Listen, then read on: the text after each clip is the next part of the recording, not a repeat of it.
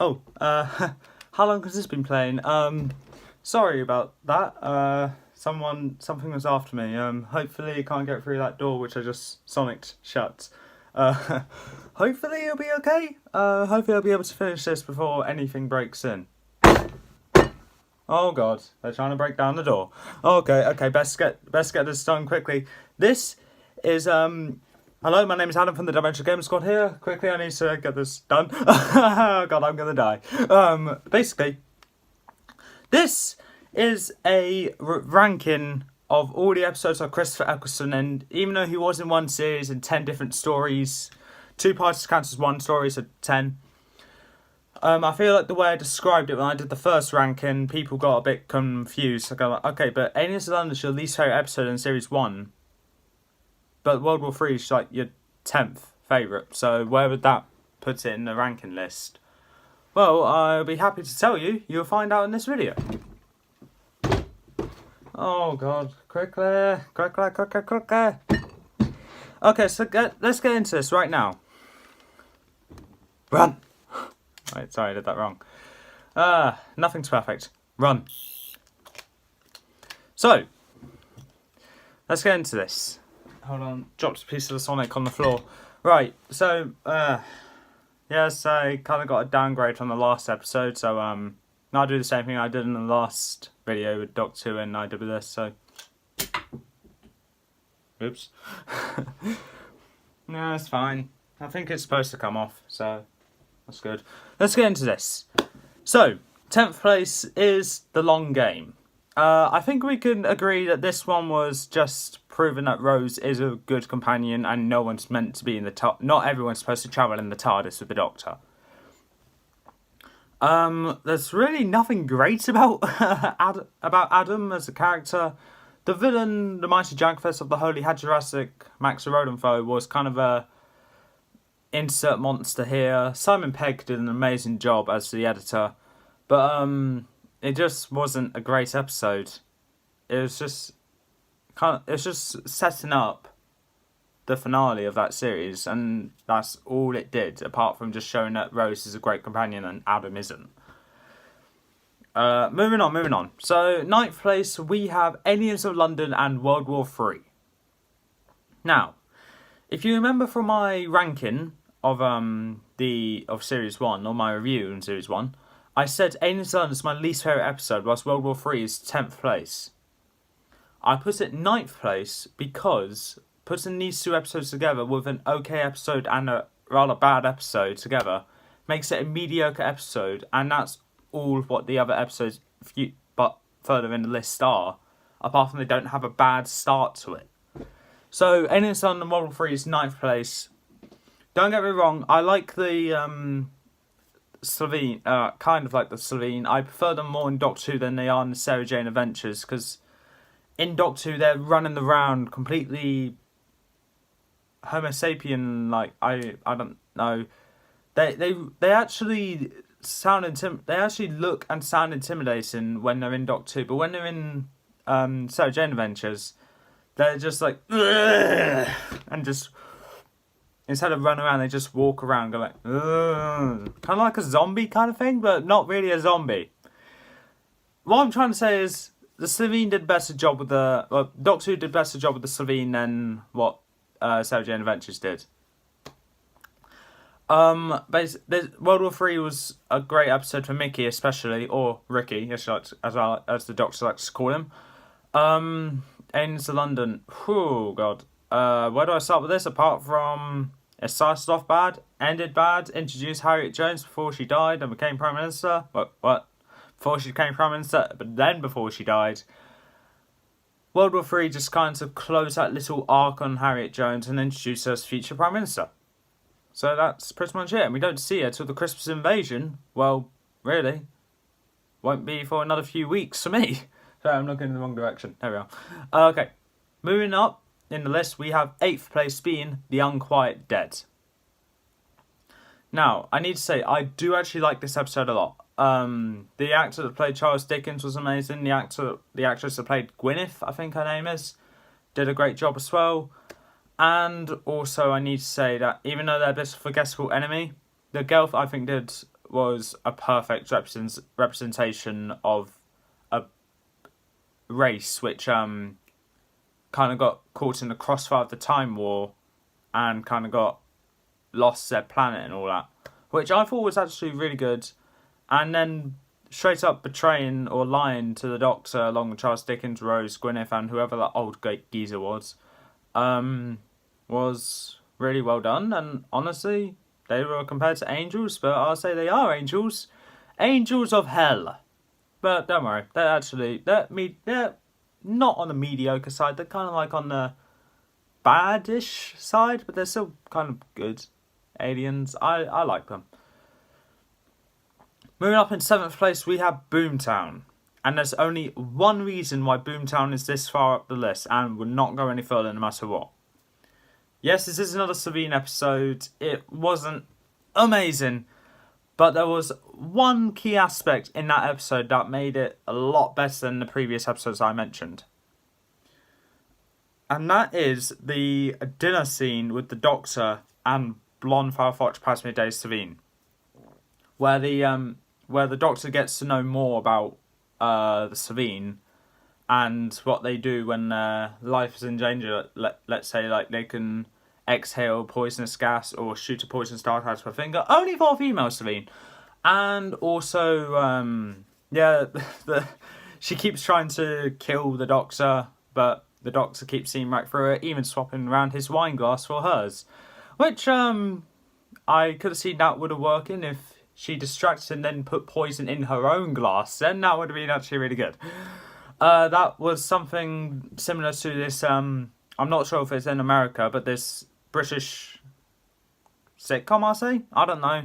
Called Friday Night Dinner, where one of the characters poured salt in his own glass. And then the other main character's like, I know what you did. Swapped the glasses around, drank this guy's that he put salt in his own glass was, drank it, spat it out because there was salt in it. Which I found funny. But the poison, that actually could have killed the Doctor and made him regenerate quicker. But don't worry, that's near the finale of the series. Moving on. 6th place is The End of the World. It's the first, I'd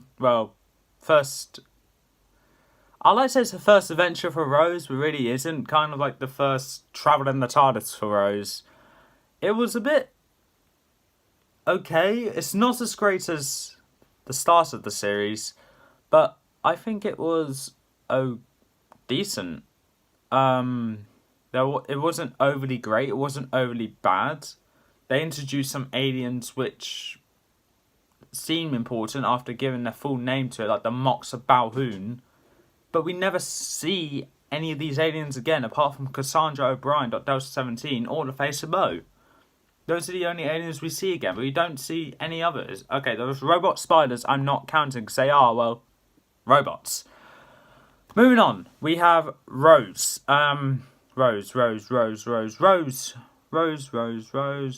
red, violets the blue. I love Doctor Who, and so do you if you're watching this video.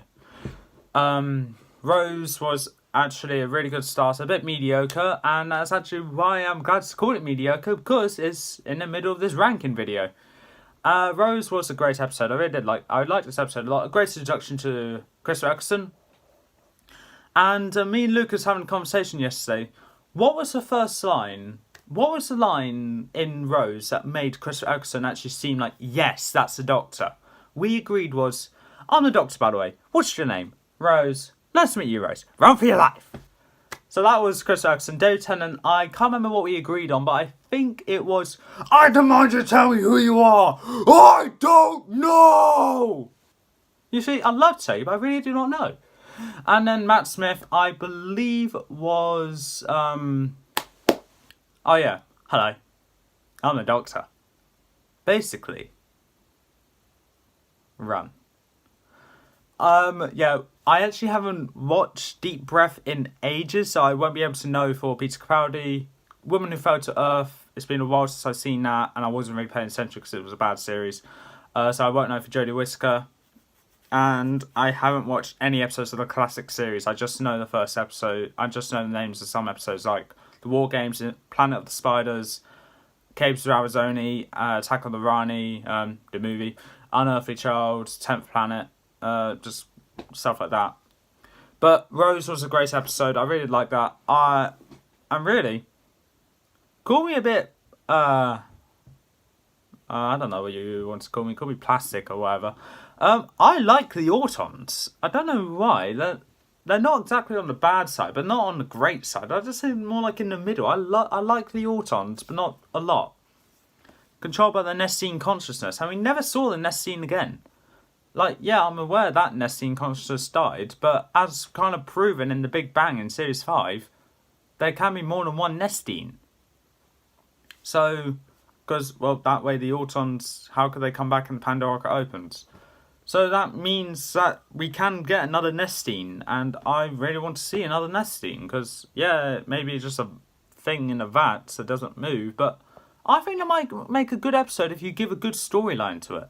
Don't ask me for advice, because I'm terrible at story writing. Fourth is Father's Day. Now, I need to say, this one, I love this episode. I love it a lot. I think the one problem I have with it is the fact that it staples in something about saving someone's life that's supposed to be dead.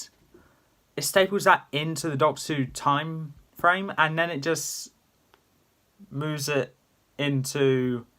Then it just completely abandons that in, let's say, Fires of Pompeii and Waters on Mars, where the Doctor saves either a family or the remaining people of a base. Which, if they're set in stone, if they're like a fixed point in history, and they're supposed to die, then they die. Like, even the Dalek in that appeared briefly in Waters on Mars didn't kill... I can't remember her name. The leader of that Mars mission, because that Dalek knew that she was going to die in that place, and she's such an important character in history. And the Doctor just goes and saves her.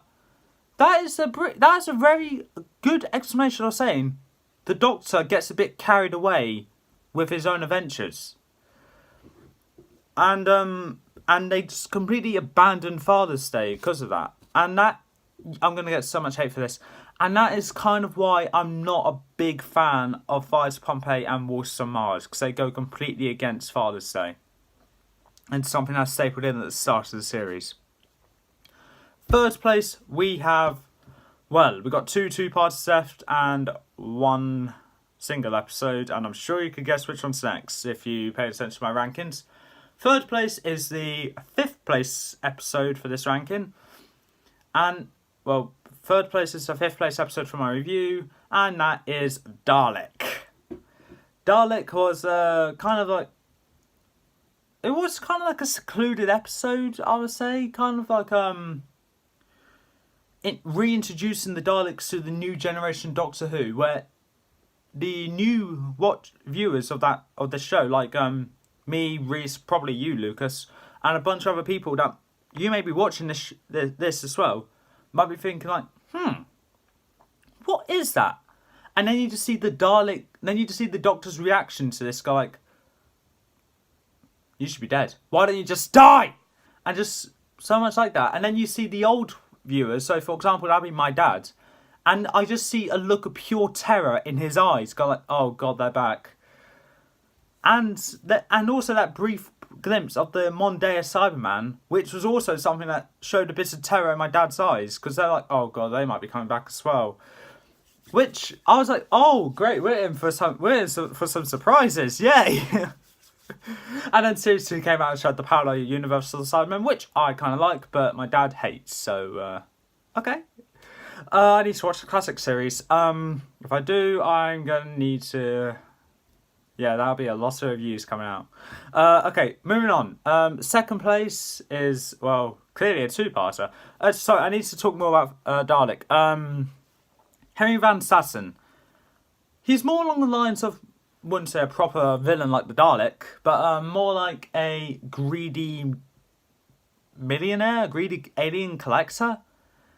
And he really doesn't care about the stuff he collects. Because I remember this one scene very well in that episode, where he was trying to figure out how something works. I think it was like an alien flute for your hands. The Doctor came in and showed Henry Van Sassen how it works. Henry Van Sassen had a go at it, and as soon as he got it working, he just tossed it away, go like, So, you broke into the space, and how did you get in and all that? And I was like, oh, okay, so you're really showing yourself as a greedy collector that doesn't even care about the stuff he collects. Okay. Then he says his prized possession is a living organism called the Mesotron, which is a Dalek. And then, of course, when it comes to having to stop this thing, he says to his personnel or staff, I don't know what they're called, and says to them before they died, I don't want to scratch on its body, you hear me? I said, do you hear me? And then they just die. And if they're killing your personnel, I think you need to kill the Mesotron. Simple as.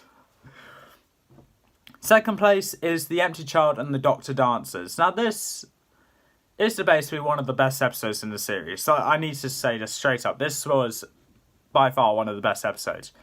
I think that it just kind of set like a very down to earth kind of sense to it, along with some outer space stuff with Captain Jack and all that, along his ship and all that. Oh, why do I keep saying all that? It was down to earth. The villain was, the Empty Child was kind of like a bit. It was in a zombie-like trance, but it wasn't actually evil. The main villain was the Huon particles, which was just doing what they thought was right and just doing healing. But because they'd never seen a human before, they just took that kid who's wearing a gas mask. I was like, I think that's what a human looks like. Let's prepare everyone to look like that. Because everyone's injured. Yay! And just, but I think that it was a great episode. I love the atmosphere a lot, but we all know which two parts I like more. James Charlie and Doctor Dancers, there were so many great parts, and we all know what the best part is, and probably the happiest moment for the Doctor, mainly. And I need to stand back for this, because I don't want to knock anything over off my desk, but I need to say the best moment for the Doctor in that episode was, everybody lives! Because everybody lives, and you just see the happiness in his face, and you're like, oh my god, he must really like it when everyone lives. Which, honestly, a doctor should like, because doctor's a person for healing, or medicine, or, for the Doctor's case, everything. And you need to be like, yes, everybody lives for once. And we haven't seen a single episode where everybody lives. From this episode all the way to Series 4, Silence in the Library and Forest of the Dead. That's almost exactly 3 seasons. Wait, hold on. That is exactly 3 seasons where everybody dies in each episode, apart from those 2 passes. I don't know when we'll see another episode where everybody lives. But I hope we see another one soon, because I really want to see the joy in the Doctor's face again. I don't care which Doctor. I will openly admit, I stopped watching Doctor Who when Peter Capaldi came on, because I wasn't a fan of him.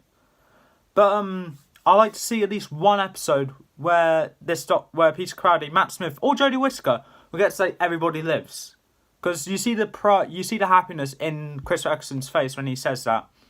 Daytime didn't really get to see that because River Song took it. Thank you, River. But you still see the happiness in their face, and that's what I like the most about these episodes. Moving on, number 1. From an episode where everybody lives to an episode where pretty much everyone dies. Everybody dies. Number 1 is Bad Wolf and the Passing of the Ways, the finale of Series 1, and definitely the best. Like, it's a great ending to this, to the Chris Eccleston era. Bad Wolf was basically future versions of popular TV shows that we know, and one of them is kind of cancelled. Now, Weakest Link, Big Brother, and whatever the hell Captain Jack was in, along with a bunch of other TV shows which we haven't really seen, but we heard Linda give brief descriptions about, like Wipeout. We all know where that comes from. Total Wipeout or Wipeout USA. Stars in Their Eyes. I'm pretty sure that's kind of like a singing competition. I can't think of any others, but they're just brief twists on what TV shows back then were like. And I think the worst part about Bad Wolf is that they changed what is a whole room for the Weakest Link arena back where we used when it was actually on TV for this world. And then it just minimises it down from, I believe, 9 people to 7? in like a small semicircle that takes up like maybe half the room, where the rest doesn't even have an audience. It just has an empty room. That's it. Maybe 1 or 2 cameras, the android. But the rest of the room, there's probably like a fair amount of space left in that room and nothing happens.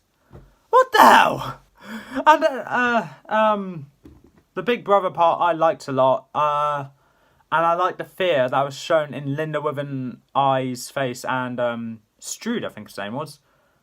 Showing when, and also obviously Crosby's, when they were just waiting for the inevitable strike, when Crosby gets zapped into what we thought was ashes, but later found out to be the Dalek ship, where we find out in the past of the ways, where she gets killed by the Daleks and have their organs taken out and put into a Dalek case. That is the most grim description of anything that could possibly come from the Daleks, and probably the most psychopathic. These Daleks are psychopaths. And of course, in the past of the ways, we introduced the Emperor Dalek, and we all know where that went. We all know where that went for the Dalek. Oh yeah, he turned to dust thanks to the bad wolf entity who possessed Rose Tyler, which came from the time vortex in the TARDIS when Mickey opened the heart of the TARDIS, where Rose absorbed the time energy and became the bad wolf entity and turned all the Daleks to dust and brought back Captain Jack to life forever until he died of old age and from the face of Poe. Moving on. Actually, where can we move on from? Oh yeah, okay. The final scene of Part of the Ways. The regeneration of Christopher Eccleston. He knows this is the first. Well, everyone knows this is going to be the first regeneration of the New Who series. New viewers have no idea what's going on. The old viewers have a rough idea what's going on, and the old viewers are just going like, I'd like to see how the new viewers react to this, because that's exactly what my dad was like. And then the Doctor's just going on like, and you can just, and I might as well just. Not like this. And then Rose's like, you're not making sense. And the Doctor's like the old viewers, Rose's like the new viewers, and we're like, what's going on? And they're like, yeah, we know what's going on. Then Chris Eccleston just has to change his heartbreaking moment into something a bit more hilarious. Go like, dogs and no noses. I could have 2 heads or no head at all. Don't think that's an improvement though. And then it just keeps going on. And then his final lines. And before I go, I just want to tell you, you were fantastic. Absolutely fantastic. And you know what? So was I. Then he regenerates into David Tennant. And and I found this out recently. That the first scene the ending scene in Parts of the Ways with David Tennant in. David Tennant and Rose, well, Billy Piper, were not in the same room when that last scene was shot. So I think these were shot on different days, just put together as like they're in the same room. Like, yeah. If that made any sense, well done for you. You actually understood what I say. That being said, that's the end of that's going to be probably the last I'll be talking about the Christopher Eccleston era. And I really do like the Christopher Eccleston era. I like most of the episodes there. And it was a great bring back to Doctor Who. And it really got the new fans like me hooks and the old fans re-hooks. I don't know how to describe it. But it was absolutely... It was really good. There were some bad parts, some good parts, and there were some parts which were absolutely fantastic. Especially Everybody Lives. But anyway, that is all for this time. If you liked what you saw or heard, leave a like, leave a comment, don't forget to subscribe, press the notification bell down in the corner below. I'll see you in the next episode where I'll be comparing some Linksy series characters to Pokemon types as a very popular request from Lucas and some of his fans for the Linksy series. Hopefully that'll go well. This won't be all of the characters, it'll just be some characters which I see as important. And I'll see you next time.